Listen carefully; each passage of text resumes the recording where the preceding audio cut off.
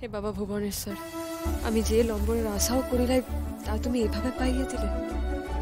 পরিশ্রম যে কখনো বৃথা যায় না তুমি আজ প্রমাণ করে দিলে বাবা ভুবনেশ্বর। তোমার মায়া সত্যি অসীম। আর শিরিন,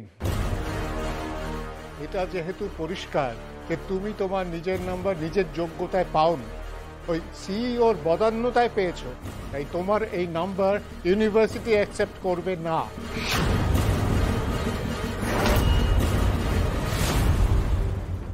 এই ইন্টার্নশিপে আউট অফ 20 তুমি 0 পাবে।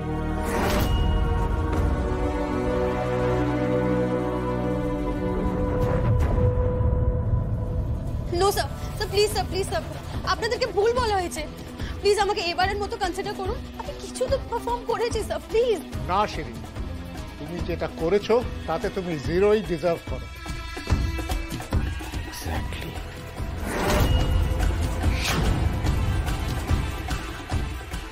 স্যার, আমাদের ওই পিপল স্টক কমিউনিকেশনের অফিসের সঙ্গে কথা বলা উচিত।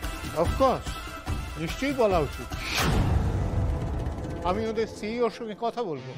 আমাদের স্টুডেন্টদের সঙ্গে কেন এই ব্যবহার করলেন সেটা আমি জানতে চাইবো। আর ওনারা যদি সন্তোষজনক কোনো রকম উত্তর দিতে না পারেন তাহলে ওই কোম্পানিকে আমরা ব্ল্যাকলিস্ট করব।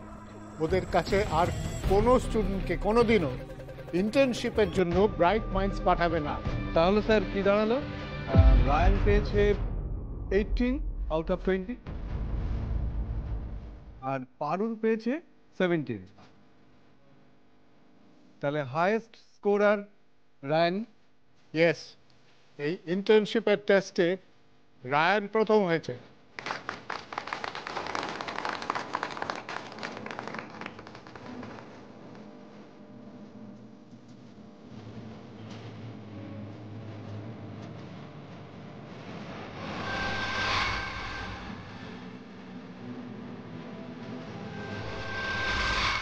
আর তোমরা বাকিরা রায়ান আর পারুলকে দেখে একটু শেখো।